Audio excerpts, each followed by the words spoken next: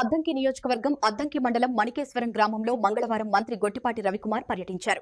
ఈ సందర్భంగా మణికేశ్వరంలో నిర్వహించిన మీనోత్సవం కార్యక్రమంలో మంత్రి పాల్గొన్నారు. గుండ్లకమ్మ ప్రాజెక్టులో చేప పిల్లలను మంత్రి గొట్టిపాటి రవికుమార్ వదిలారు. ఈ సందర్భంగా ఆయన మాట్లాడుతూ మత్స్యకారుల ఉపాధి సంక్షేమం కోసం గత ఏడాది గుండ్లకమ్మ ప్రాజెక్టులో 20 లక్షల చేప పిల్లలను వదిలామని తెలిపారు. ఈ ఏడాది కూడా సుమారు 10 లక్షల చేప పిల్లలను గుండ్లకమ్మలో వదిలినట్లు చెప్పారు. గత ప్రభుత్వం గుండ్లకమ్మ ప్రాజెక్టును నిర్వీర్యం చేసిందని, వైఎస్సీపీ నేతలు ప్రాజెక్టు గేట్లను విరగ్గొట్టి ఇసుక దోపిడీకి పాల్పడ్డారని మంత్రి ఆరోపించారు.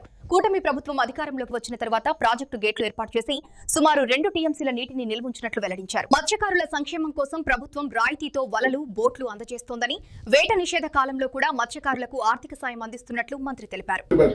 మొత్తం గేట్లు పెట్టించేసాం. నీళ్లు దాదాపు 2 టీఎంసీల పైన నీళ్లు నిలబడి ఇవాళ మత్స్యకారులకి ఉపాధి పోకుండా ఉండటం కోసం చేపపిల్లలు వేయటం జరిగింది. మొదట మన గవర్నమెంట్ రాగానే ఇమ్మీడియట్గా 20 లక్షల పిల్లలు వేసాం. అప్పుడు జేడీ గారు మీరు ఉన్నారా? మీరు లేరు, మీరు ఉన్నారు, మీరిద్దరు ఉన్నారు, వాళ్ళిద్దరు ఉన్నారు. అప్పుడు 20 లక్షల పిల్లలు వేసాము. మళ్ళీ వాళ్ళ నిర్ణయం వాళ్ళు దాదాపు పెద్ద ఎత్తున అక్కడ రిజర్వాయర్లో కానీ ఇక్కడ కానీ దాదాపు 2.5 లక్షల పిల్లలు ఇవన్నీ కూడా వేసిన జరిగింది.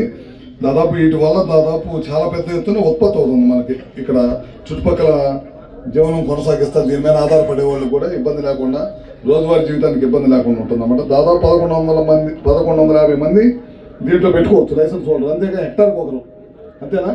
హెక్టార్కి ఒకరేగా, హెక్టార్కి ఒకరి కింద దాదాపు 1150 మందిని పెట్టుకోవచ్చు. కానీ 876 మంది ఉన్నారు. ఇందాక ముఖ్యంగా ఎప్పుడు వచ్చినా నేను చెప్పేది ఏంటంటే, ఇవాళ కొత్తగా చూడటం కాదు, ఎప్పుడు వచ్చినా చెప్పేది ఏంటంటే కైకలూరు ఆ ప్రాంతం నుంచి వస్తున్నారు. ఇక్కడ చేప పిల్లలు పడుతున్నారు, వల సైజు తగ్గిస్తున్నారు, ఏమంటాం దాన్ని, మెష్ సైజు తగ్గిస్తున్నారు. తగ్గడం వల్ల చేప పూర్తిగా పెరగకుండానే ఒక 1/2 కేజీలు 1/4 కేజీలు ఉన్నాయే పట్టుకొని వెళ్ళిపోతూ ఉంటారు.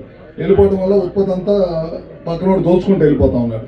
దాని మీద అధికారులు మీరు ఇదే కొత్త, ఇవాళ కొత్త కాదు, ఎప్పుడో తెలుసు, అయినా సరే మీరు మేలకుండా ఎందుకుంటారని నాకైతే అర్థం కావట్లేదు.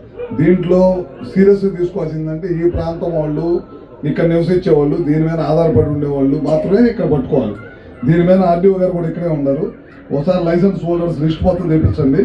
జేడీ గారితో మాట్లాడి డిపార్ట్మెంట్ వాళ్ళందరినీ పిలిపించి అవసరమైతే ఇక్కడ ఉన్న వాళ్ళకి మాత్రమే లైసెన్స్ ఇవ్వాలి.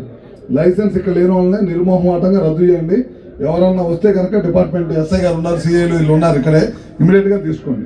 చిన్న పిల్లల్ని పట్టడానికి వీల్లేదు. ఎవరి పేరు చెప్పినా ఉపేక్షించేది లేదు. ఇక్కడ ఎవరైతే బతకడానికి ఉన్నారో వాళ్ళకి మాత్రమే ఇది. ఇంత కష్టపడి మనం మళ్ళీ ఇరిగిపోయిన గేట్లు పెట్టించి అన్ని పెట్టించింది ఎందుకు? ఇక్కడ వాళ్ళు బతకడం కోసం. కానీ ఎక్కడో కైకలూరు నుంచి వచ్చి బతకడానికి రావటం వేరను, చిన్న పిల్లలన్నింటినీ వేయంగానే మళ్ళీ తీసుకెళ్ళటం వేరు. అవన్నీ వేసిన ఇప్పుడంతా మనం అంగుళం వేసామా, అంగుళన్నర 2 అంగుళాలు వేసాం. ఇప్పుడు వాళ్ళు ఇమీడియట్గా 3-4 అంగుళాలు రంగానే పట్టేస్తున్నారు. పట్టడం వల్ల ఏమైందంటే సంఖ్య పెరగదు. దాదాపు ఎన్ని టన్నులు వచ్చిందంటే మనం అప్పుడు వేసిన తర్వాత ఎన్ని టన్ను 574 హెక్టార్లలో 2500 టన్నులు వచ్చింది మనకి.